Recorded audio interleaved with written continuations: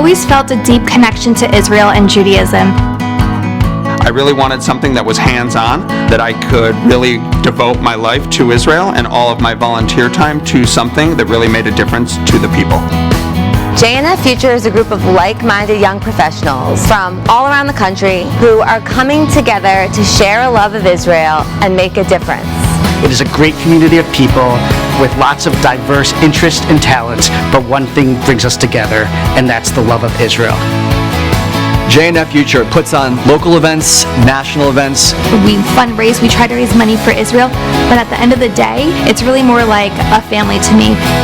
I truly feel like my involvement has helped me have a lasting impact on Israel, on its people, and its future. One of the ways the Jewish National Fund connects young people is through their missions to Israel. When you're there on a mission, you really get such a broader understanding of what is actually happening there. I got to see firsthand the historical sites, and I get to hear from locals how happy they are that they have Jewish National Fund as a partner and another pillar of support for them. I really enjoy being a JNF donor because you really know where that money is going. I really didn't know what JNF was, but I was invited to this one Shabbat in the Park, and lo and behold, I ended up sitting at the table of my future husband. Shabbat in the Park is our main event of the year. It's a big Shabbat dinner with 400 young professionals here in the Central Park Zoo.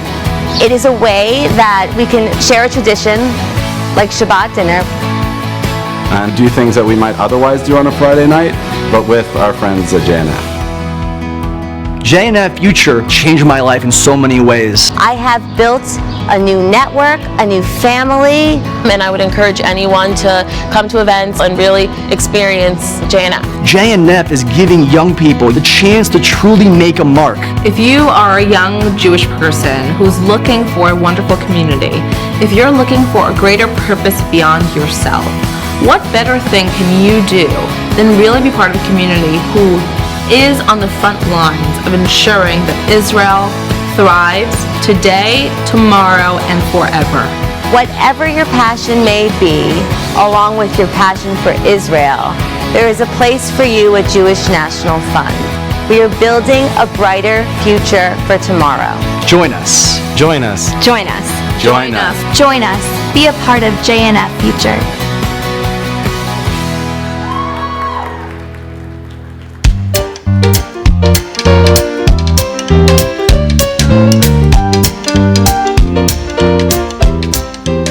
Good morning, everyone. Welcome to our Sunday morning plenary.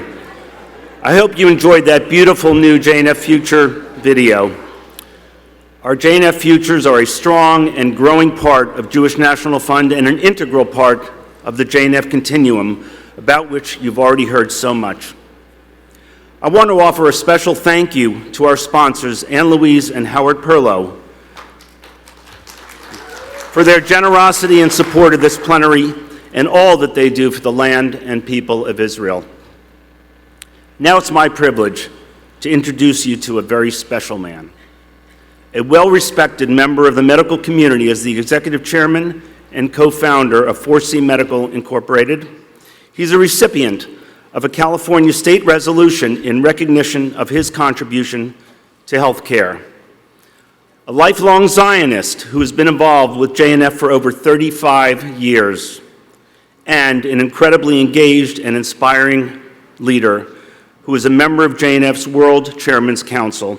He makes 4 to 5 trips a year to Israel to listen and learn and look after our philanthropic investments. And when he isn't sleeping, he's coming up with new and innovative ideas for our organization. Ladies and gentlemen, please welcome the President of Jewish National Fund, Dr. Saul Lizerbram.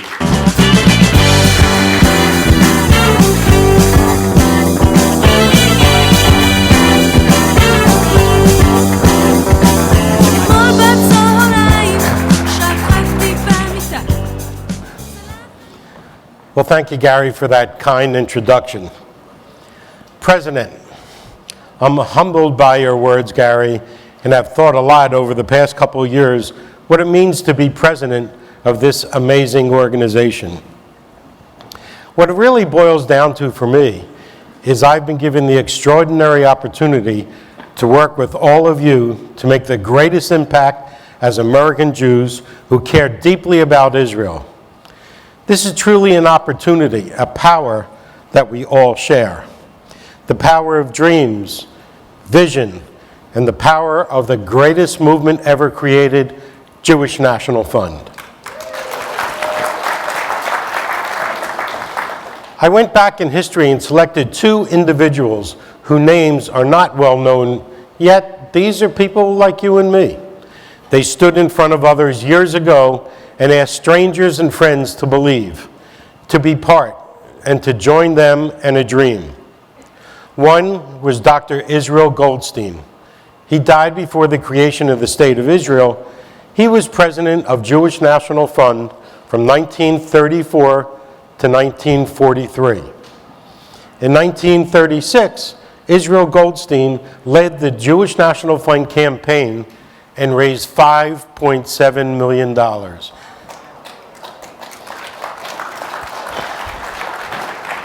Can you imagine? That was Jewish National Fund's 35th anniversary and before the declaration of the establishment of the State of Israel.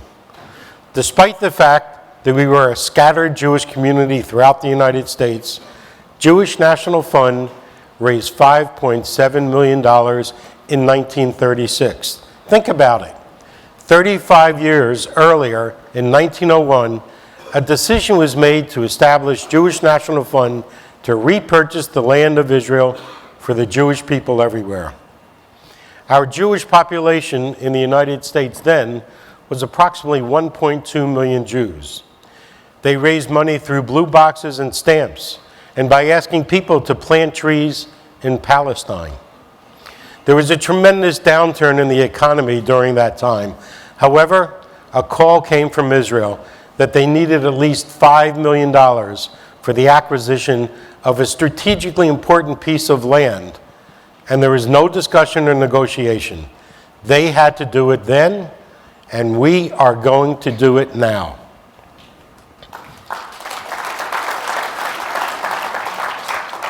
We will work strategically to impact tomorrow. That is Jewish National Fund's uniqueness above all other organizations. Dr. Israel Goldstein went around the country asking person after person to join him. People responded and said yes, and we continue his legacy. We are building our legacy today.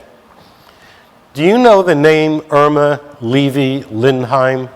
Well, Irma was a colorful, wealthy American Zionist, fundraiser and educator.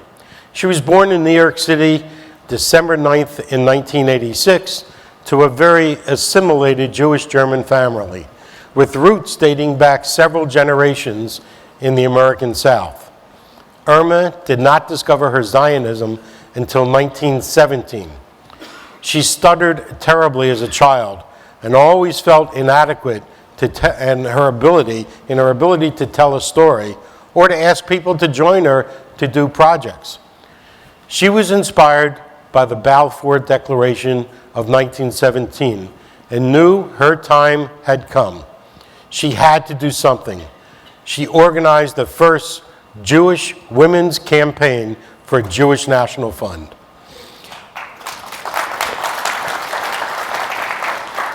She started training volunteers to fundraise and launched an extensive speaking tour throughout the United States.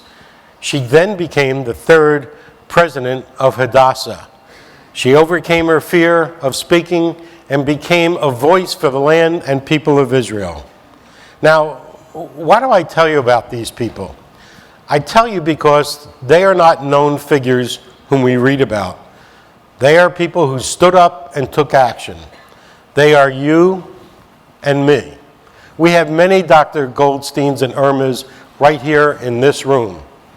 I now stand in front of over 1,200 people and ask you to join me because Irma and Dr. Goldstein did what they did to build a foundation of what we have today.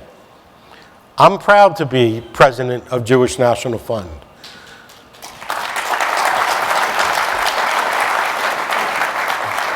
We have accomplished a lot over the past 120 years. We're building towards tomorrow, and we are now at $650 million towards our $1 billion roadmap.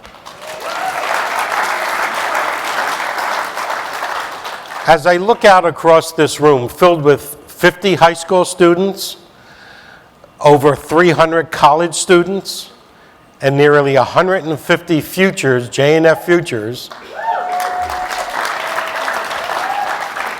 I would say we're off to a good start. That is what I call legacy. Today, our voice is stronger than ever, our story more powerful.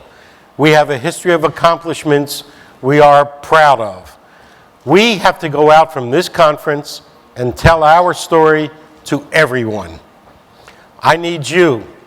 We need you. Israel and the Jewish people need you.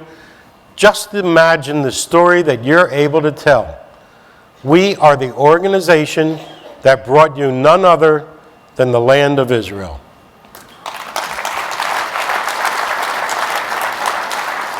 Purchase after purchase, acre after acre, helped us bring back the land of Israel to the Jewish people everywhere. We set our strategic goals, sights on bringing 500,000 people to the Negev. And we're doing it. We did not do it project by project or slogan by slogan. We did it meticulously, strategically, thoughtfully, creatively, and together with our affiliates in Israel, we have and continue to make a difference. In 18 years, Beersheba has grown from 190,000 people to 248,000 people, the fastest growing city in Israel. That is Jewish National Fund. That is the people of Israel together talking to people day after day and asking them to join us in our formula for success. That is sophisticated, strategic philanthropy. That is Jewish National Fund. The story of dreams and visions. It's a bold story, and our accomplishments allow us to make these statements, connecting our young people from the United States to the land and people of Israel. We do that better than anyone through our platform, from birth to the boardroom. No other organization has the ability. No other organization has done what we have done. Other organizations refer to you as donors.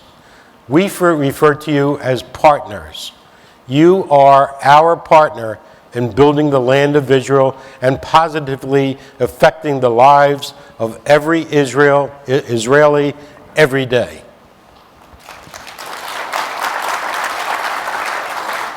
We're strategic and thoughtful about investing our partners' dollars, your dollars, and we invite you to be involved.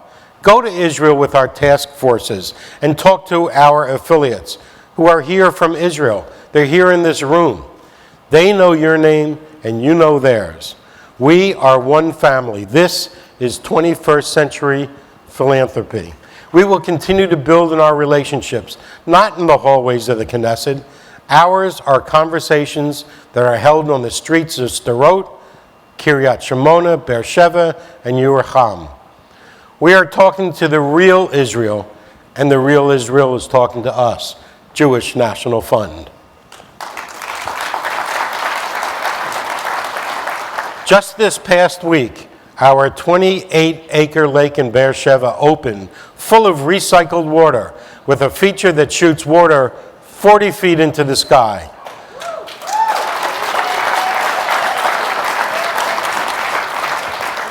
A park 3 times the size of Central Park. An amphitheater of 13,000 seats where our national conference in 2020 will conclude, filled with people from the United States, Beersheba, people from all over Israel and throughout the world. So sign up today. There is a bargain, too, for signing up today. Together, we will gather and celebrate our conversation, our commitment, our strategic thinking. Together, we will celebrate Irma and Dr. Goldstein, celebrate Ted, David, Vivian, Bob, Joe, Avi, Alon, Elise, Eric, and Ruvik. These are just some of the names that might not be in the history books, yet they are people who are here today and those we will work with in Israel. They are, and they will write the history of today that people will be talking about tomorrow. Now we have a lot to do. A village we are developing, Beersheba, changing the narrative in the Upper Eastern Galilee, increasing the population of the Galilee by 300,000, and working in the Western Galilee, bringing jobs, rebuilding the historical sites, developing water resources, and bringing dignity and assistance to people with special needs. We're doing that, and we're doing more. We're building a legacy, not just for us today, for our children, grandchildren, great-grandchildren, and the children yet unborn.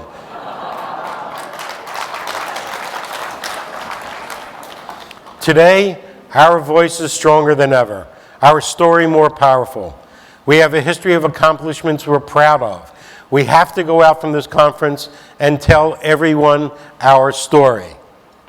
I ask you to please, I want you to please stand up. Stand up for Israel. Look around the room. Look at each other. Remember these faces. The person next to you might just be the next Irma or Dr. Goldstein.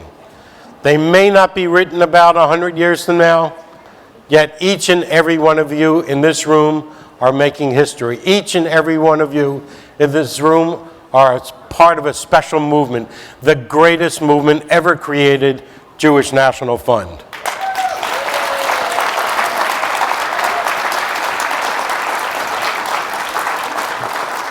Our connection to the land and people of Israel is forever.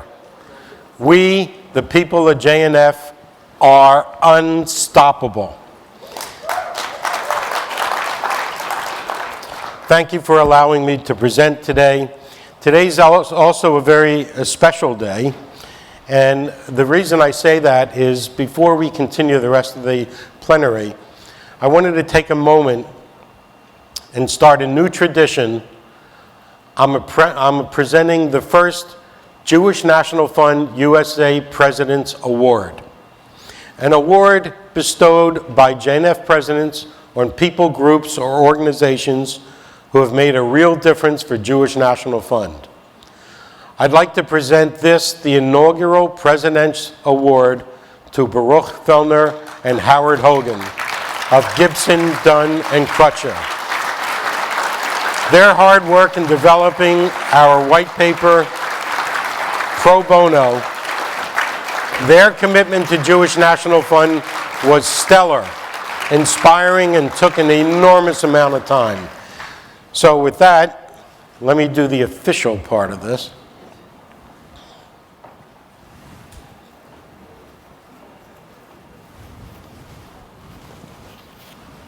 We'll take a picture.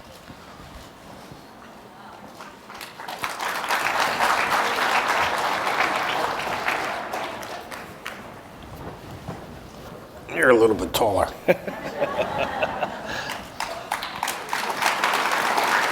Yeah, let's take one together. Let's take one together. Thank you. Congratulations. Thank you.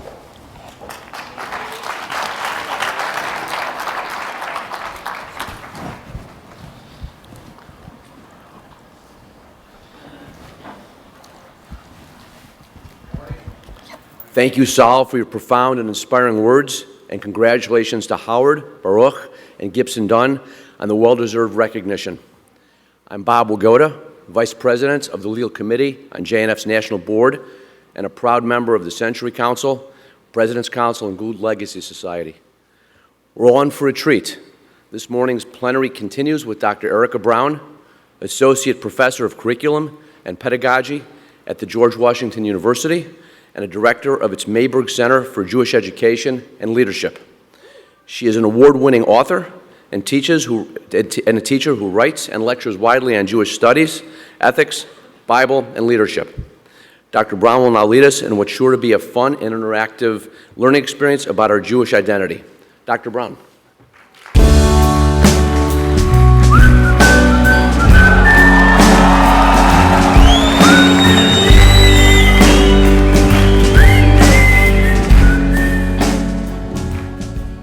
Good morning, Boker Tov, Shavua Tov. Welcome to our beautiful capital.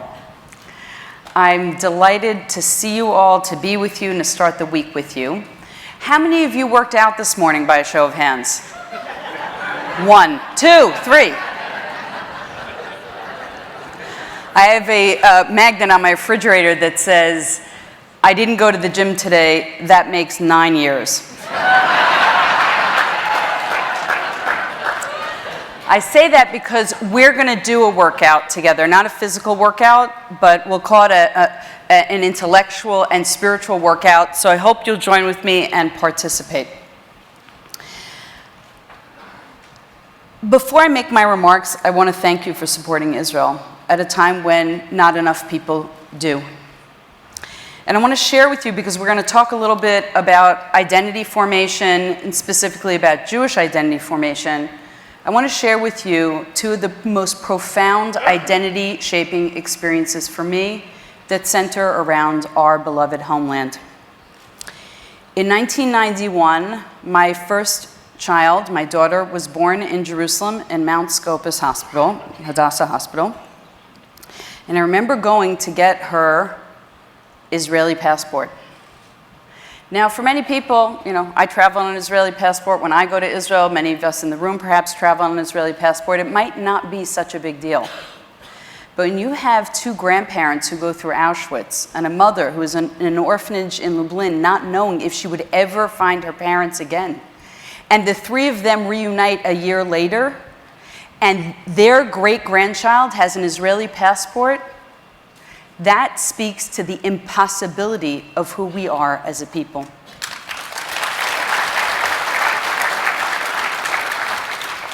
On July 14th, 1992, my son's Brit, and my Zaidi of blessed memory held my son on his arm during his naming, the arm that has the numbers that the Nazis gave him. And there my son, Gabriel Hanan, lay on his arms, overlooking the walls of Jerusalem. And I thought to myself, there is nothing we cannot do.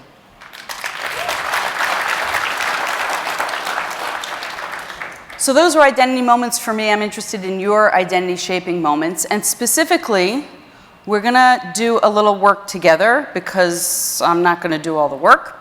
And I'm going to ask you to take out from your packet a handout. By the way, I don't know where Bob is, but I want a JNF onesie, please. Okay? I'm just not leaving until I get one. I don't know if they come adult size, but it could be a new project. All right, so let's look at the handout. You have a pen. You should have a pen. Everyone have a pen. If anyone needs a pen, just raise your hand and we'll make sure you get one. I'm going to do a very difficult exercise with you now. It's a quiz. Oh my God, she's giving us a quiz. She's starting Sunday with a quiz. So this is what I want you to do. And this is in anticipation of thinking about this question of, is identity fluid or stable? So we're going to talk about Jewish identity, but I know that there aren't only Jews in the audience. I want to think about identity generally, and we'll talk a little bit about faith identity in a moment. So what I want you to do is you're going to look at that list: parents, partner, work, education, siblings, etc. And you're going to have 100 points. You can't go over 100 points. You have 100 points to divide to see which are the most serious identity-shaping factors for you. And if, on the very bottom, it says a significant life event that we didn't count in this number, go ahead and put that down, and it's percent. This isn't scientific. But I want you to think about how this breaks down for you. Some may get 0 points. Some may get 50%. All right, so I'm going to time you. I'm going to give you 2 minutes. Oh, my God. She's asking so much of us. It's so unfair. We thought we were just going to sit here and listen to her. Okay, so we're going to start in a moment, and you're going to get 2 minutes. And I really invite all of you to participate, even those of you who say, I hate participating. All right, we're going to start now. Go.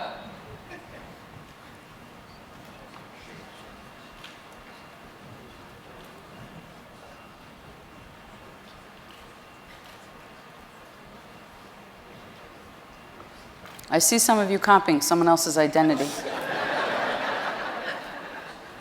Who does that?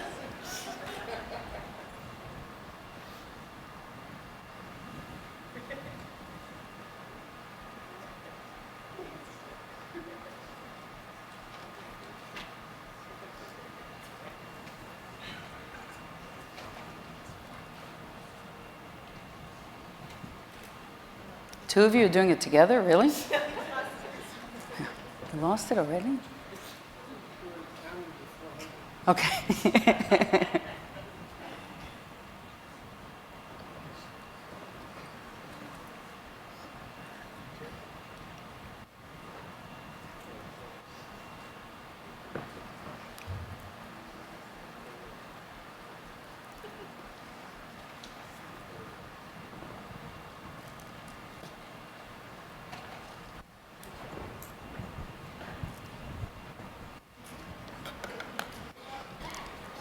Okay, you have about 20 seconds left or so.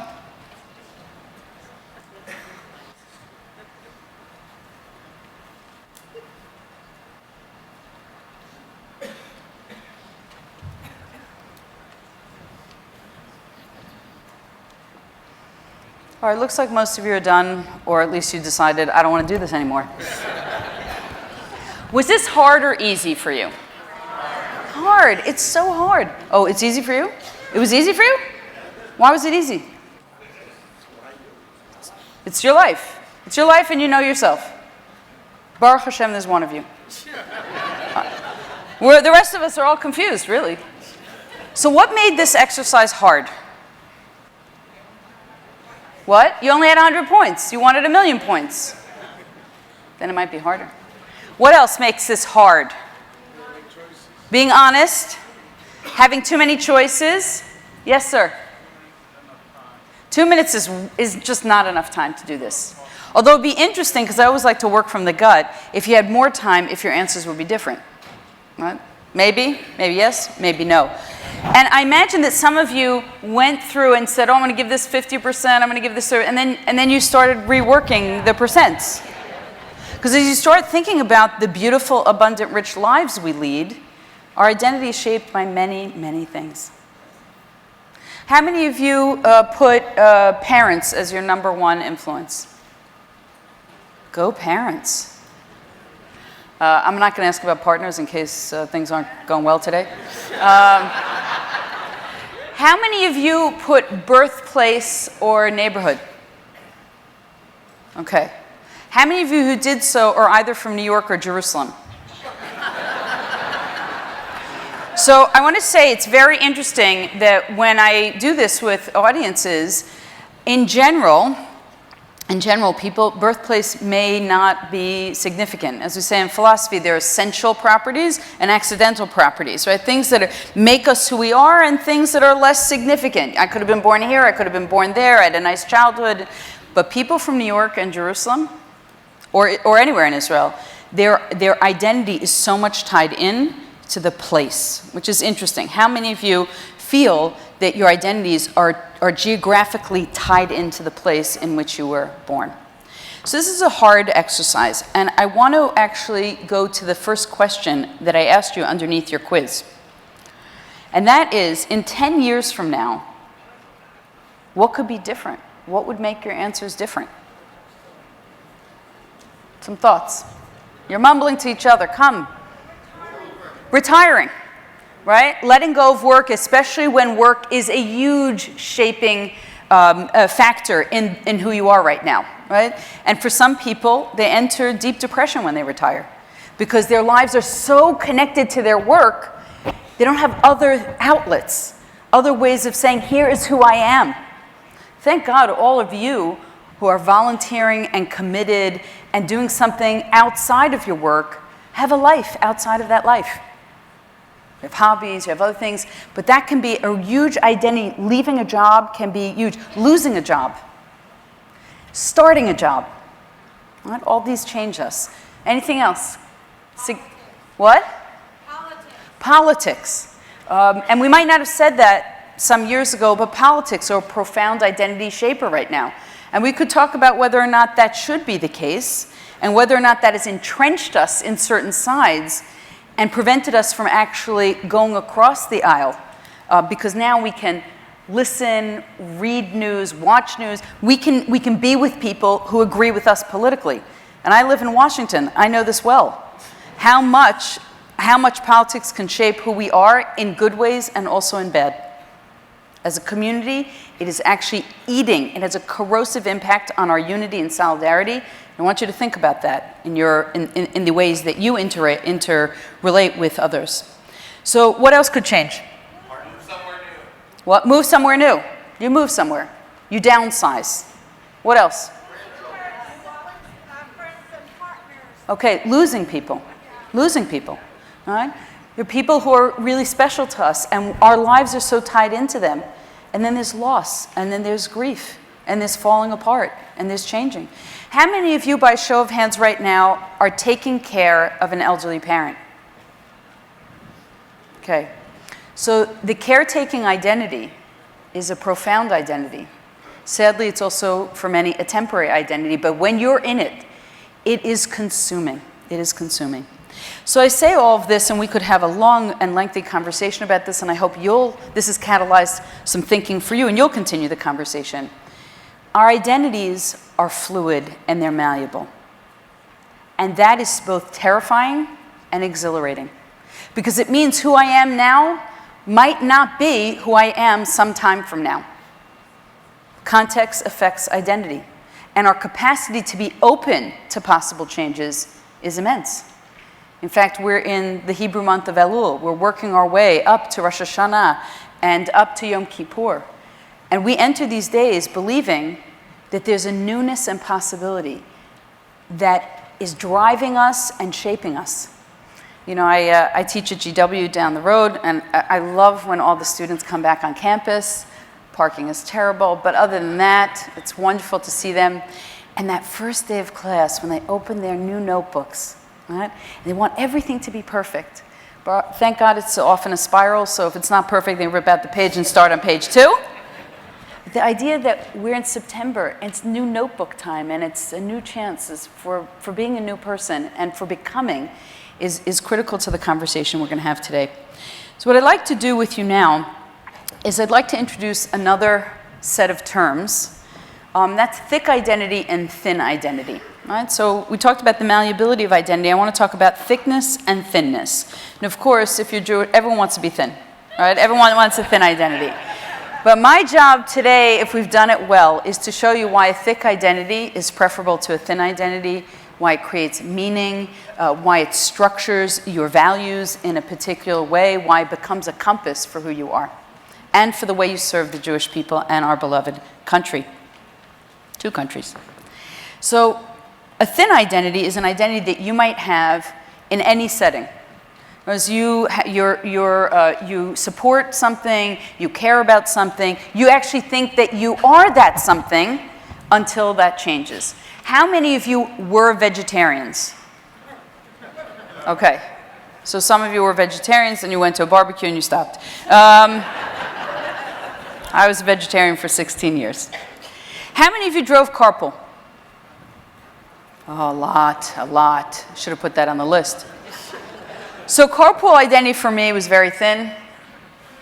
It was an absolute identity for the entire time my kids were in school. You have not lived until you've taken a 6th grade carpool full of boys after a basketball game. Whew. And during that time, my carpool identity, I basically looked at all the people in that carpool line, all the people I went, the parents who sent kids to that school. I looked at them and said, I care about you if you have a Honda Odyssey 8-seater. If not, we can't be friends. So that was an identity for me, and I was actually very happy to go out of it. I am not a sports fan. I don't know a lot about sports. That probably doesn't surprise any of you. But there are people who have a thin identity. And so I guess I would have a thin sports identity, fan identity, because whoever my kids, support is who I support. How many of you, by show of hands, have a thick sports identity? No matter where you live, you're going to always, this is going to be your team. Okay. More of you than carpool. That's interesting. All right. What's your team, Bob? Bears, Cubs, and the Bucks. Okay. I think he's from Chicago. Who else? Yankees. Patriots. Ooh, okay. All right. I didn't mean to break up a fight or create a fight. So my son was born in Boston, my one who wasn't born in Jerusalem, and he had till very recently when he got married, I said, the Red Sox wallpaper has to go now. You're married. So that's a thin identity. And I'm going to make a statement, and you can disagree with me. I think most American Jews have a very thin Jewish identity. And I would say that most Americans have a very thin faith identity. Right? And that's problematic for a number of reasons. Because we need to move from engagement to marriage. Because if we want people to continue the fire that you have here and that you've created, thin identity doesn't work. You need to move people from engagement to marriage, from connection to commitment. I've been writing about this recently. We're all talking about engagement. And I'm like, guys, it's not enough. It's not going to shape and mold who we are. In fact, we have some research by one of the preeminent sociologists of the Jewish community who says if you were under 44, and he did this study years ago, the chances of your being shaped by the creation of the State of Israel and the Holocaust are very slim indeed. So we have to think a lot about thick identities, and I want to talk about what a thick identity is. A thick identity is who you are, no matter where you are, no matter what you do. Someone want to give me a thick identity besides your team? A thick identity? This is as a parent. As a parent, that's a thick identity. And once you become a parent, you can't erase that, nor should you want to erase that, but that's with you for life. Other thick identities. Marriage, for some. I hope for you. I'm gonna call your wife. I'm gonna tell her that you said that. Other thick identities. Religion. Being a teacher. Right? Israel advocate. That's who you're gonna be. No matter. I can't take that away from you. That's who you're gonna be for a lifetime. So you can see that a thick identity is interesting. This term, thin and thick identity, comes from Clifford Getz, the anthropologist, and it was adopted by Michael Walzer, who's a political scientist, and he wrote a book on political thick and thin identities. But I want to use this framework to think about Jewish identity and how you create a thick Jewish identity. Right? No matter what the portal is, it might be observance, but it might equally be nationalism, it might equally be Zionism, it might equally be culture. A lot of people tell me they're cultural Jews. And that masks what they really want to tell me, which is Judaism doesn't mean a lot to me. If you're a cultural Jew, let's go there. Let's talk about Philip Roth and Cynthia Ozick and Nathan Englander. Let's talk about Yiddish theater. Let's go. But most people don't mean that when they say cultural Jews. What they mean is, I'm just Jewish. And again, just Jewish is not going to create the next generation of funders, supporters, leaders, because leaders come out of thick identities. They don't come out of thin identities. So, all of us, gender, race, right? These are all thick identities. And what I want to do is spend a little time understanding the difference between a thin and thick identity. So I'm going to ask you to turn to the second quote by Leon Wieseltier. He said this in Abigail Programman's book, Stars of David, which is fascinating with celebrities and authors and who's who write about their own Jewish identities. And this is what he says, and I want you to tell me thin or thick. I think to be Jewish is not to be an American or a Westerner or a New Yorker. To be a Jew is to be a Jew. It's its own thing, its own category, its own autonomous way of moving through the world. It's ancient and thick and vast, and it's one specific thing that is not like anything else. By show of hands, thick. Anyone want to go for thin? There's one. There's always one. All right, what do you think? Why do you think it's thin? It's not enough of a commitment. No content. Right? So there's a case for thin and a case for thick. He's actually describing it as thick, and I think many people feel that this is something vast. When you're part of a 4,000-year history, it's a vast identity. Every time you take a step, on your shoulders is your people, whether you're thinking about them or you're not thinking about them. There's a certain self-consciousness about it, and this, by the way, is true for Jews or for others who have thick commitments to their own faiths or their own race. And so what I want to kind of puncture in this description is the idea that something can be ancient and thick and vast. Is that specific enough? What else? What other identities could be ancient and thick and vast?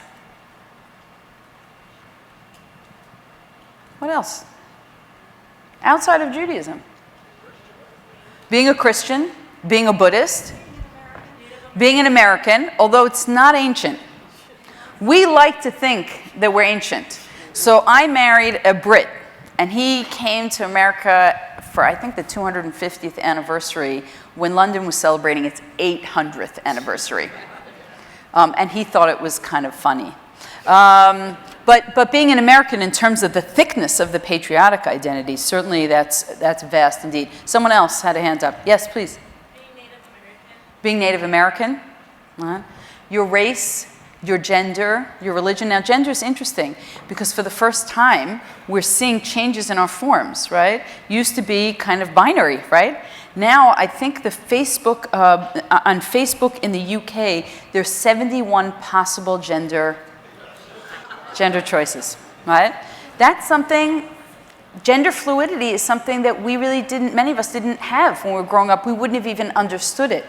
So talk about the fluidity and malleability of identity.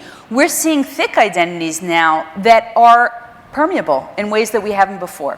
So let's go on to our next quote. So most of the room thinks this is a thick identity. Let's go to the next quote. All right, you have it it right in front of you, or you can look at the sides. This is by Tony Judt. Tony Judt often wrote in the New York Review of Books. He was a public intellectual. He's British. He went to Israel to work in kibbutz at 17. He had a great experience, but he then turned into a severe critic of Israel. And he died of an illness some years ago. He wrote some excerpts from his memoir, and I want to share this with you. I participate in no Jewish community life, nor do I practice Jewish rituals. I don't make a point of socializing with Jews in particular, and for the most part, I haven't married them. Isn't that the funniest thing? I'm not a lapsed Jew, having never conformed to requirements in the first place. I don't love Israel, and I don't care if the sentiment is reciprocated. But whenever anyone asks me whether or not I'm Jewish, I unhesitatingly respond in the affirmative and be ashamed to do otherwise. Thin or thick? How many of you want to vote thick? How many of you want to vote thin? All right, so we're a little bit divided here. On the thin front, what are you thinking? Yeah? Not enough of a commitment. In fact, he's almost proud of his non-commitments. For those of you who say thick, Bob, is that you? No. What else do you want to say? Because this is more about Tony Judt and his identification. If he was an airline cabin steward, that's when he would be affronted if someone insulted him. Right. It's not about that identification, it's about him. Yeah, it's not about identification. He's just describing certain facts of himself. Remember we talked about accidental and essential properties of identity? So it seems to be somewhat accidental. He doesn't have to toe the line. He doesn't feel like he has to be a card-carrying member in ways that all of us, perhaps, or many of us, feel significant. Yes? Maybe he has a concept of a racial identity or a people. Okay, so maybe as a racial or peoplehood identity. That if you notice, he's not going around and telling people he's Jewish. If someone asks him, he says he's Jewish. Now, I want to say, I believe that this is a thin identity. I think it's a very thin identity because it involves no commitments and deep engagement in things that most Jews find somewhat important. And I think that Tony Judd is not a liar. That's why I say, if someone asked me, I wouldn't deny it. That's who I am. But it might be who I am in the sense of my eye color or who my first cousins are. This doesn't shape who he is, or at least he wants to tell you that. Now, there is a category that's really interesting of Jewish identity based on anger, and that's pretty thick. So I wrote an academic paper a few years ago. I was very interested in memoirs of ultra-Orthodox Jews who left their commitments and what happened to them. I imagine some of you may have read Shulam Dean's book, All Who Go Do Not Return. There's a whole spate of these books on Orthodox. In fact, there's a wonderful academic publication, Oxford University Press book, called Becoming Unorthodox.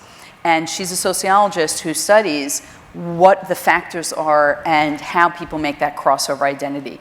Because it's very complicated when you have the thickest of thick identities. It determines everything, not only your job, your economic status, your family status, and then all of that is taken away. Many people describe depressive episodes because they didn't have something to replace that thick identity. And what's interesting is, I say it's a thick identity because many of these individuals write books about this identity. They can't escape it. So even though they've escaped it, they're still talking about it, writing about it, asked to think about it. Sometimes we are propelled to do things out of anger. And I'll give you an example. I was teaching many years ago in Aspen, and I think a lot about how teachers can shape an identity for good and for bad. So this, sometimes a teacher says something to you, and it crushes you, and it reduces you, and it makes you think twice about what you really want to do in the world. So I'm speaking with a group of philanthropists, many of them like yourselves, and I asked if a teacher ever said anything negative to you that shaped who you are. And this man, who was himself very financially comfortable and very successful in business, began to cry. He said, when I was in business school, a professor said to me, "You will not amount to anything." On the converse, 19-year-old Israeli living in America, goes to Israel, loves music, is very gifted, and he thinks about being a composer, and he says, I really probably shouldn't do music as a living. And a composer he works with, a mentor he worked with, and he said to me, "These are the 3 words that changed my life.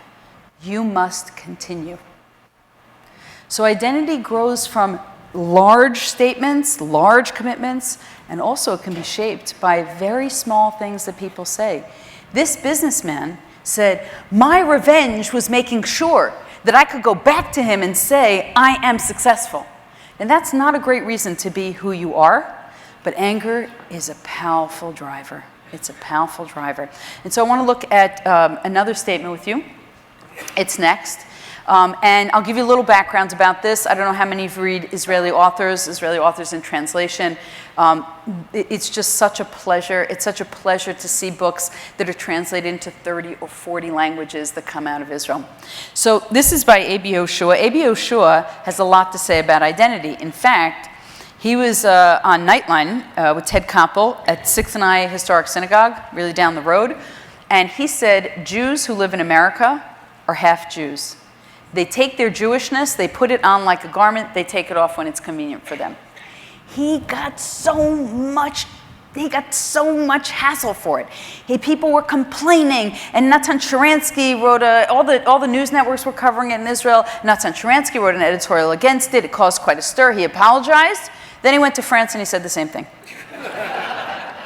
Because it's truly what he believes. He believes there's an identity that comes with being a citizen of Israel, with fighting on the front lines that we don't have. And to some degree, I imagine that most of us think that that's true.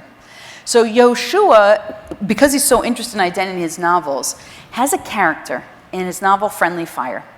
His name is Jeremiah. Yirmiyahu loses a wife to cancer, and loses a son in a friendly fire incident. So you can imagine, there's so much irony in that term, there's a lot to unpack.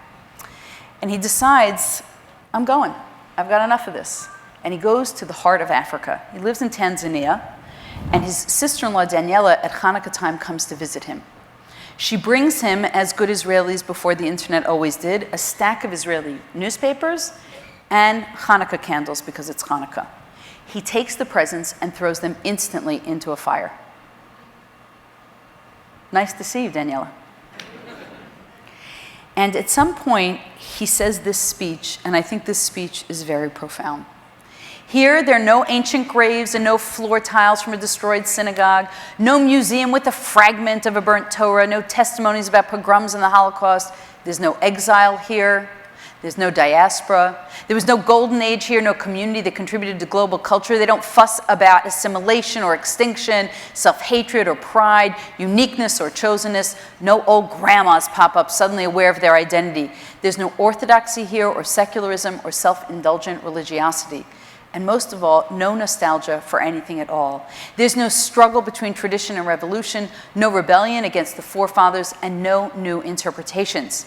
No one feels compelled to decide, is he a Jew or an Israeli or maybe a Canaanite, or if the state is more democratic or more Jewish, if there's hope for it or if it's done for. The people around me are free and clear of that whole exhausting and confusing tangle.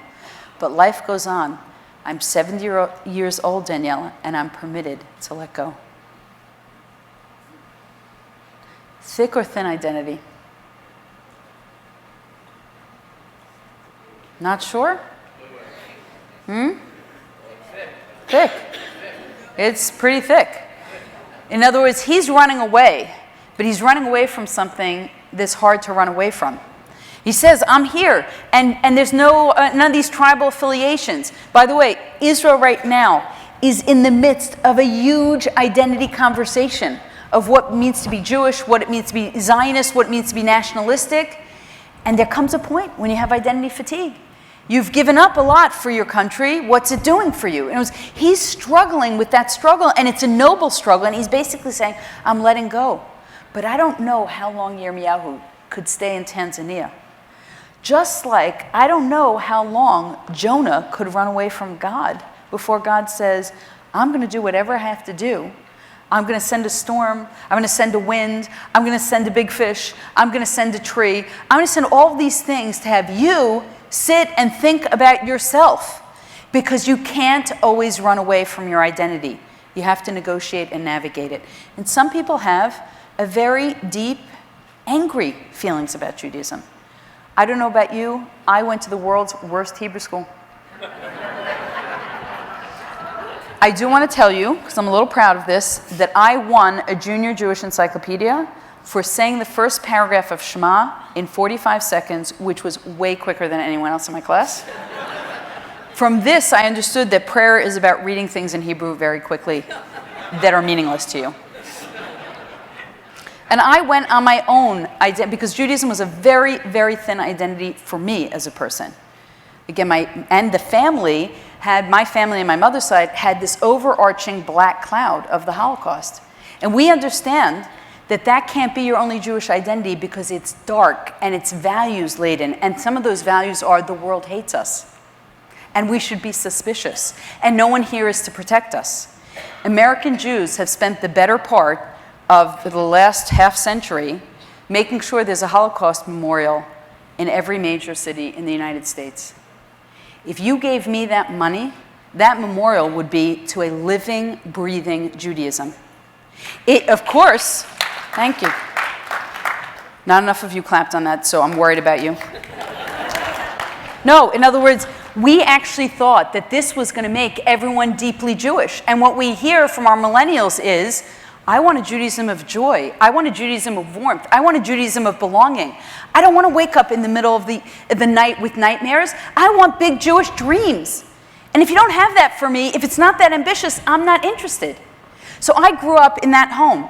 The Passover Seder for us as kids was great, but we made great matzah balls. But aside from that, it was a time for them to tell their Holocaust story. Because they didn't feel that the story of Exodus from Egypt was the main story, the most important story. They felt that their story was the most important story. And on some level, I don't blame them. Because that identity is so thick and so profound and conscious and subconscious. But I was looking for something else in my life. When I was in fourth grade, in this terrible Hebrew school, a friend said, "Do you want to go on a Shabbaton?" And I said, "Oh, Shabbaton, that sounds good. I don't know what that is. What is a Shabbaton?" But I was so happy because I was one of those nerdy kids who didn't get invited to anything. So it's like, okay, I'll go to Shabbaton. And what I saw in this Shabbaton was I had all kinds of perceptions of what Judaism was and wasn't. Even at that young age, at that Shabbaton, there were guitars, and people were singing, and people were closing their eyes, and this was meaningful for them. And they were making sacrifices and commitments, and I wanted to be part of that, because there was a thickness there that I did not see. My parents were undergoing a divorce at the time. I was looking for something else. I didn't have a lot of friends. I thought, this is community. This is something I want. It's so larger than my own life. And I began my path. I went to, after finishing public school in 8th grade, I went to fancy private school where I, among other things, I had exams in ballroom dancing. My headmaster said I had a very nice rumba, just saying. No one has complimented me since about my dancing. So I went to this prep school with the uniforms and the ballroom dancing, and I had gone there as a merit scholarship student.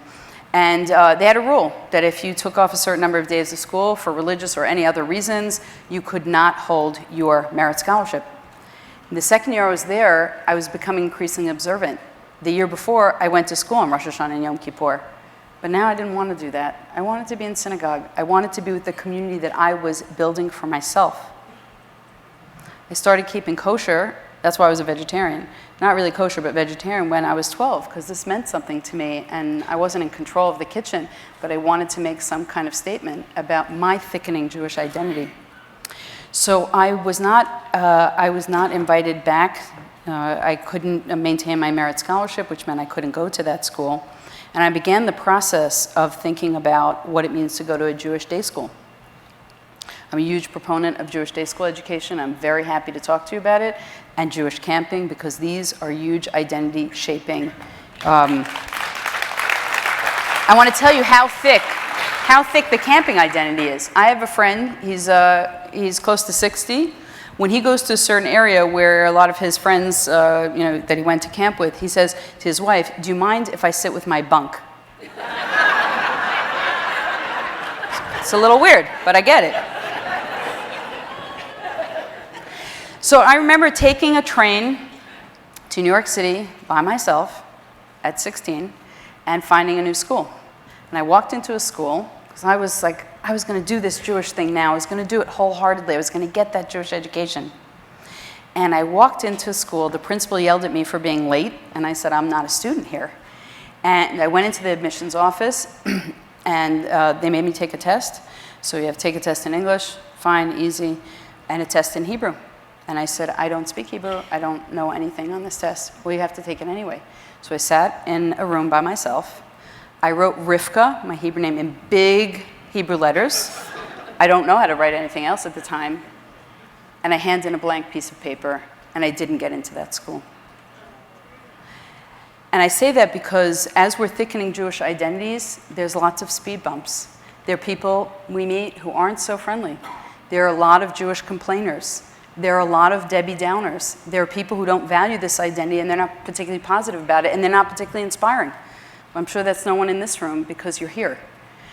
And anyway, I went to the Frisch Yeshiva Day School in Paramus. I had a wonderful, wonderful 2 years of my high school experience and formed community, went on to study in Israel, went to Yeshiva University, and majored in Jewish studies, and continued to do my master's and PhD in Jewish studies. And I say that because for me, the thickening of my Jewish identity has not stopped. Last year, I was gifted with 2 grandchildren, and one of the most meaningful things is saying the Jewish identity of this family is solid. Everyone's not the same. Everyone's not swimming in the same lane, but we're in the pool. And I want you to think about what continuity really means. Do you have a thick enough identity to pass it on? Because if you don't have something, you cannot pass it on. And it's one of my big complaints with the Lador Vador. We say Lador Vador, which means from generation to generation, but what about Hador, this generation? Because if you don't have it, you can't give it. And I want you to think about that in terms of your love for Israel, in terms of your observance of holidays, in terms of Shabbat and a detoxifying experience. What does it mean to be profoundly Jewish? And that might mean all kinds of things, having nothing to do with observance. Commitment to Zionism, visiting Israel. I call it the IQ, the Israel quotient. Do you listen to Israeli music? Do you know Israeli authors? Do you know about Israeli politics? Do you know something besides Israeli politics? What do we know about Israel? But Israel's not enough. And we're learning now that people who base their Jewish identity only on Israel, especially when the political winds change in Israel, don't have a solid enough foundation. So what I'd like you to do now is stay with me here on identity frameworks. Identities, thick identities, generally are comprised of three things. In psychology, they call it the ABCs of identity: affective, behavioral, cognitive, right? So it's what you do, what you feel, and what you think. What you do, what you feel, and what you think. I want to think with you about your own Jewish identity and where it falls out. So if you turn, I believe it's the last page of your handout. You have your pen still. We haven't exercised it enough. I want you to just follow those first questions about describing in each category, what is the behavioral aspect of Judaism for you? What do you think about? What do you feel? And then think about who you mostly are and where you might move to. So let's just take a minute or so and do that.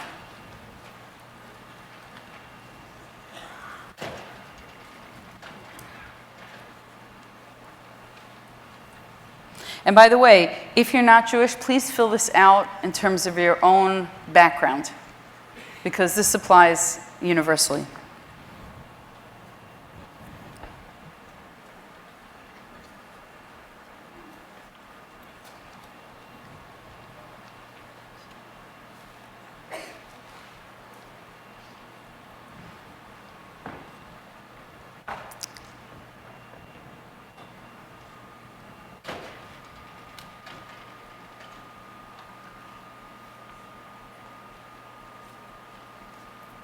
All right, someone want to share with me on the behavior side some behaviors? Jewish behaviors? Yeah?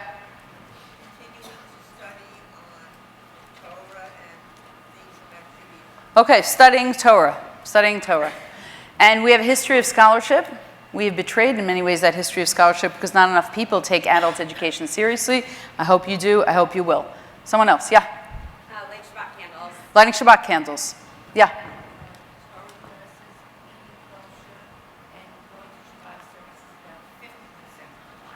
We're not counting. I'm not a truancy officer. I'm focusing on the 50% attendance, all right? So you said Shabbat services, Torah study, and the third one's keeping kosher. Yeah. Go ahead, please. Volunteering for Jewish National Fund. Okay. Volunteering for Jewish National Fund. How many of you put that down? Okay. You can add it. This is an ongoing list. I haven't heard from any men in the audience. Yes? So, what? Yizkor. The importance of saying Yizkor and showing up. Rituals. Give me a ritual that's important to you. Holidays. Give me something that's important. What are you doing? Family. Okay, you bring the family together, lighting some candles. Remembering who we are. Hanging out with other Jews on your campus. Okay. Which, by the way, is not, in the age of universalism versus particularism, that's not always, that's a little bit rare. All right, who else? Go ahead. Being committed to Jewish organizations? Multiple Jewish organizations. Local Jewish organizations. I'm sorry. Going to Israel. What? Okay, Tikkun Olam. So I want to talk to you a little bit about Tikkun Olam. How many people put Tikkun Olam on your sheet in some form? Okay, so a few of you, not a lot of you.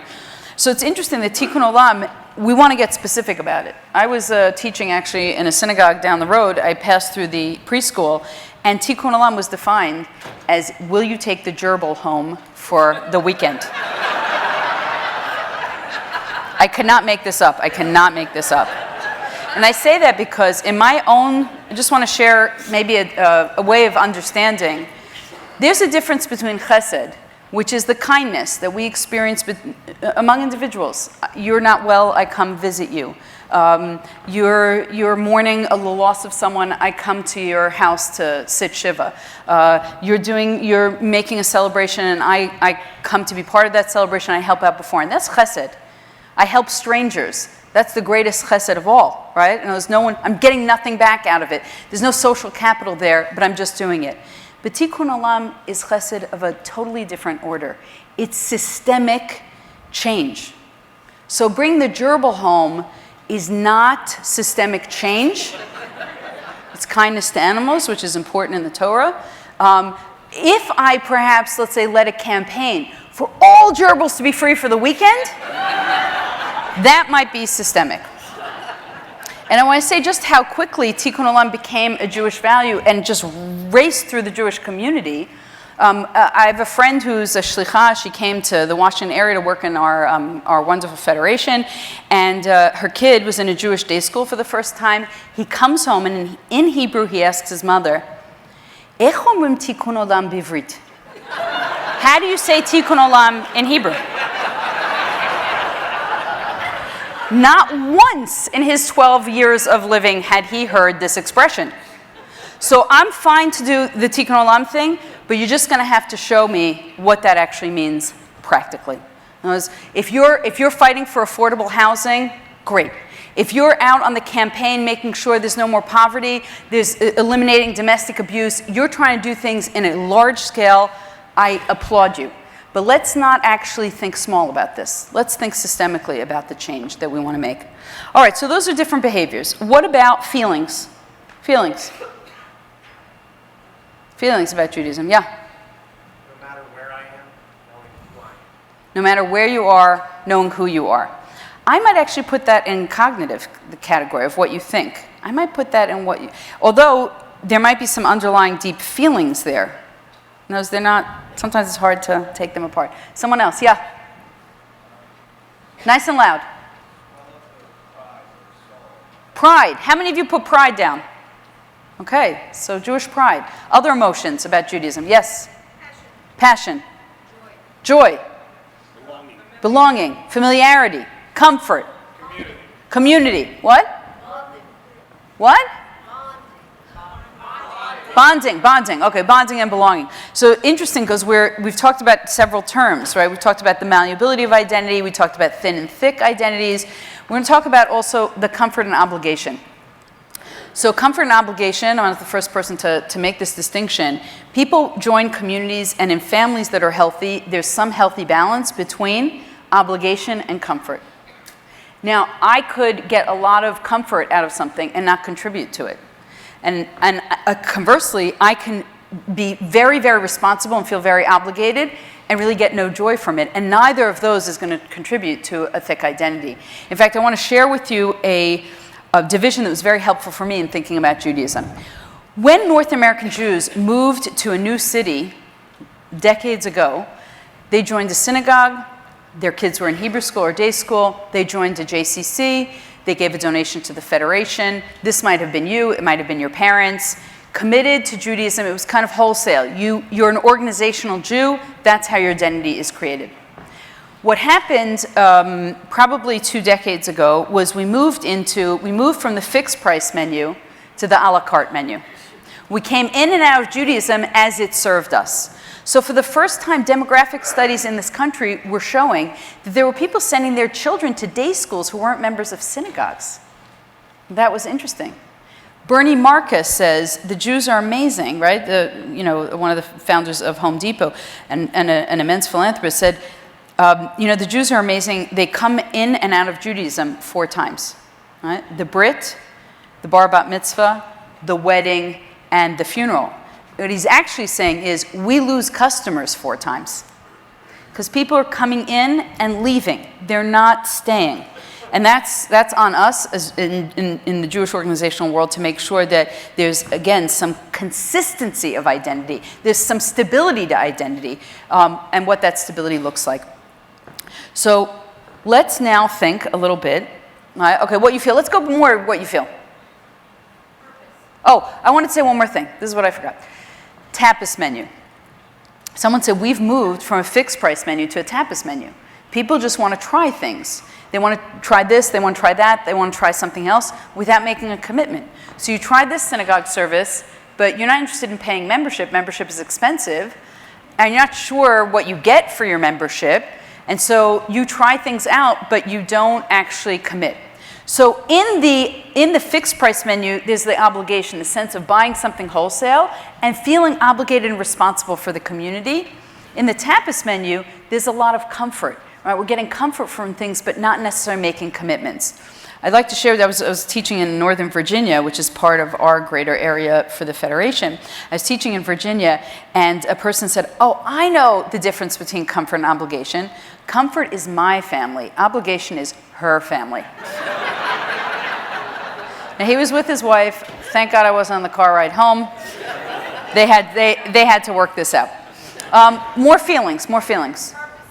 Purpose and meaning.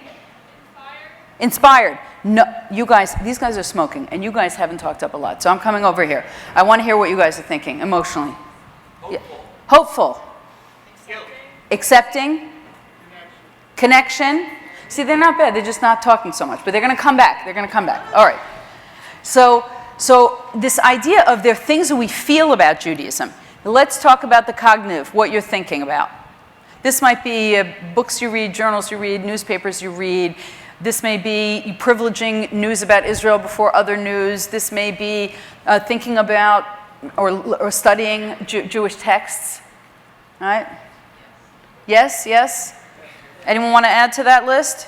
Because the cognitive side is because it's intellectual, it's in many ways the hardest side. It's not the hardest side for the history of Judaism, but it's, I think, the hardest part of this dynamic for Jews today. So a thick identity means that you're thinking, you're feeling, and you're doing Jewish. Now, I asked you which one you're doing most. Anyone want to contribute an answer? Like, are you most? Yeah, please. Behavioral. Most behavioral. Someone else? Most emotional?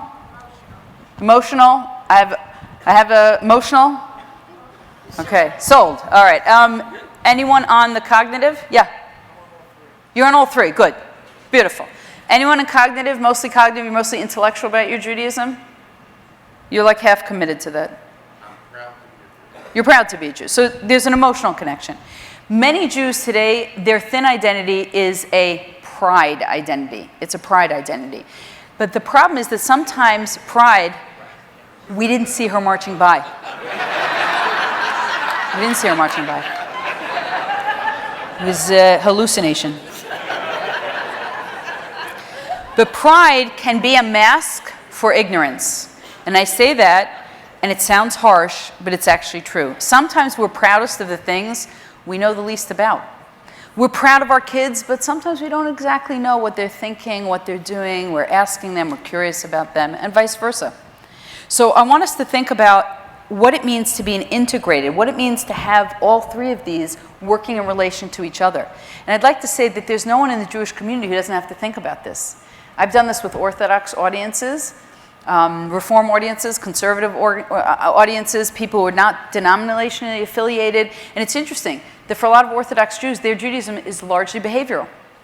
It's so behavioral that people wonder when they leave day school education, 12 years of day school. Do you know how much tuition that is, 12 years of day school? And 6 months of college, and they don't care about their Judaism anymore. And that is real, and that is a concern. And people can't understand it. What did I pay so much tuition for? So I understand that. Because if you just work on behavior and you don't work on people thinking deeply about their commitments and feeling deeply about them, then you are a one-legged stool, and it can't stand.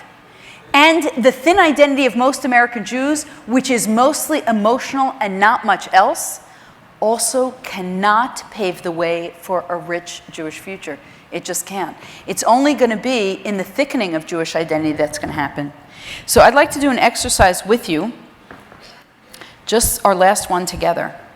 I want you to write an elevator speech for your own Judaism. It doesn't have to be more than a sentence. I'm even going to allow a run-on sentence. But it needs to comprise what you do, what you think, and what you feel about being Jewish. And it's on the last page. You have a pen. And I'm going to ask some of you to volunteer, so make sure it's legible to you. I am Jewish because, all right? I'm going to give you only a minute to do that. So it's not, if it's torture, it's only a minute of torture. I am Jewish because.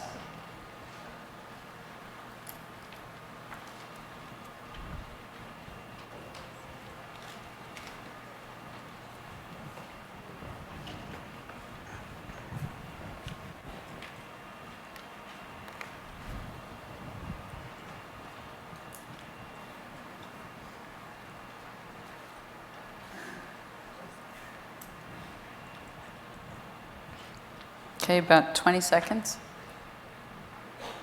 I hate that she times this.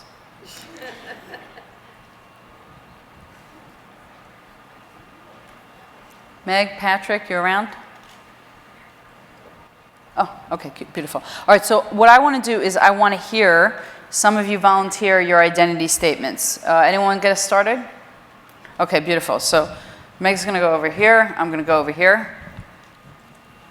This is like Oprah, where I don't give away any cars. Go ahead. Because I want to be.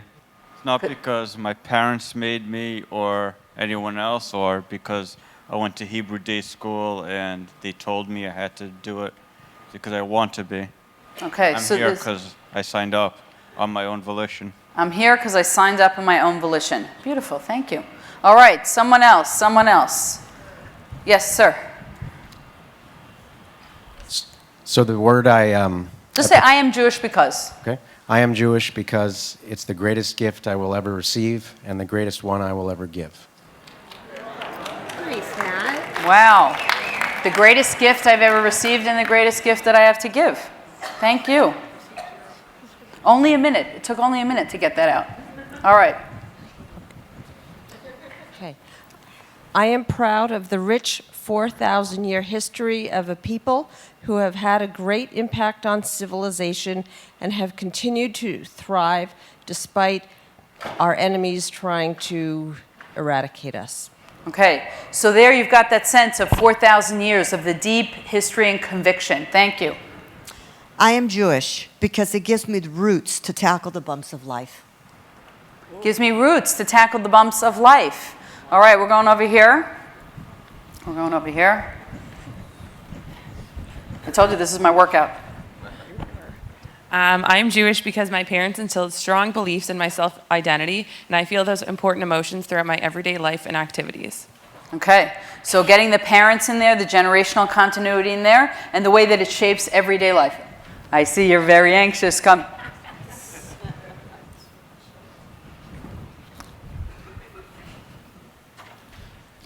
I am Jewish because God blessed me to be born into a Jewish family and opened my heart and mind to know it's a gift. Okay. So again, that gift, thank you, Andrea, that sense of gift, that sense of the Jewish mind and the Jewish heart and the Jewish soul. I just added soul. Okay, we're going to go over here, over here, over here. Just a few more, but I want to hear you speak. I am Jewish because it is in my DNA on all levels, and I believe in the continuity of our people. Okay, so you got the DNA and the continuity piece. Thank you. Stephen. I am Jewish because it is true. Okay, I'm Jewish because it is true. True for him. I want to make sure that we acknowledge there are many paths to truth, but it's your truth. It's your truth. No, absolute. He feels you, it's absolutely true. Absolutely. Beautiful. Penny? I am Jewish because there is not a day that I don't behave, feel, or think about being Jewish and trying to do good in this world. Thank you. So the good in this world. Danny? I'm Jewish because it's who I am. It's who I am. I might need a little more description on that in the future. Remember, think about who you might be saying this to. Yes, no. I love the teaching and the values of Judaism, and I think it is important to pass it on to future generations so that they also feel the same. Okay, there's love there. There's love there and a commitment to passing something meaningful on. I am Jewish because I am connected to the people, to the land, and to the history of Jews. I feel part of a 4,000-year-old chain, and I'm committed to the future of the Jews with pride. Okay, wow.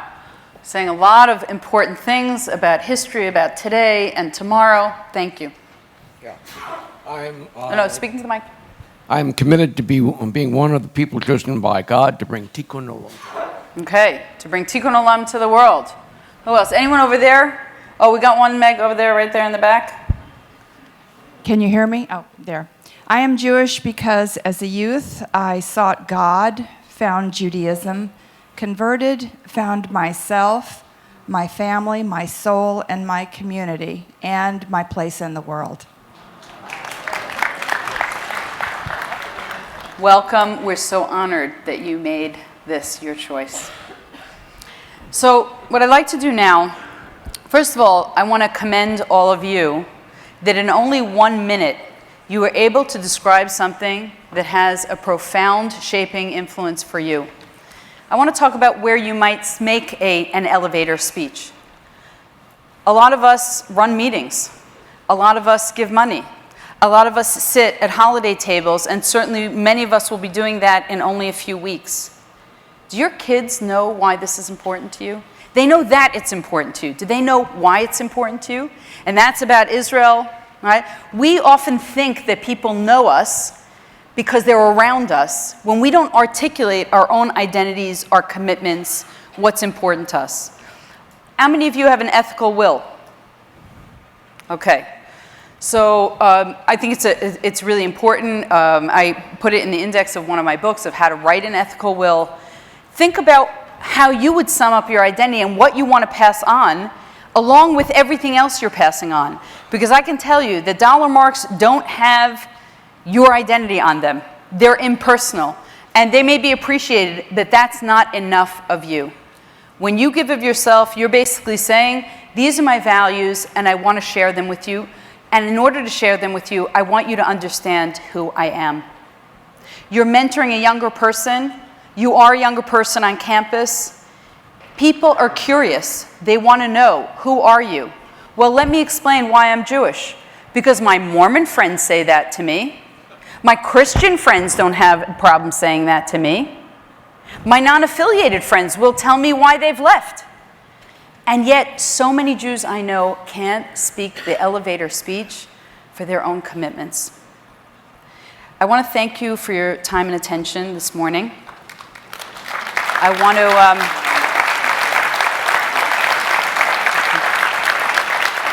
and for your participation, which maybe you didn't expect.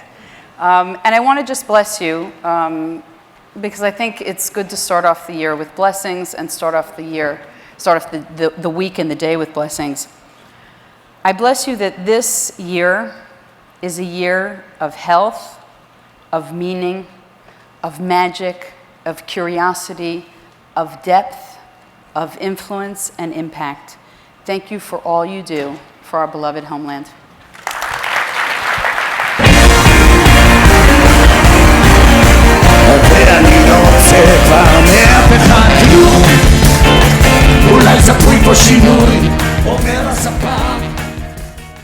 Thank you, Dr. Brown, for a terrific session. My name is Alyssa Russo. I sit on the JNF Central New Jersey Board, and I'm a proud member of the Century Council, King Solomon Society, and Circle of Sapphire Society. Before I tell you about what's next, I want to remind all of you that there is a special registration rate for National Conference 2020 in Israel that is available only through the end of today. Go to the JNF Travel and Tours booth in the expo to register, or go online to jnf.org/NC2020. You won't want to miss this incredible opportunity to experience National Conference in Israel. The rate is only good through tonight, so don't miss it.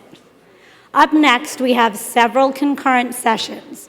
Please look in your programs to select which one is of the greatest interest to you, whether it be the principles and actions that led to the independence of Israel's water, building communities and making dreams come true, the JNF USA Housing Development Fund, Jewish National Fund growing employment in the Negev or Galilee, or Go North, transforming the Upper Eastern Galilee into the food, technology, and culinary capital of Israel. The program will include the rooms for each. And College Summit participants, please join Dr. Erica Brown in Constitution CDE on 3B, one floor up. See you all soon.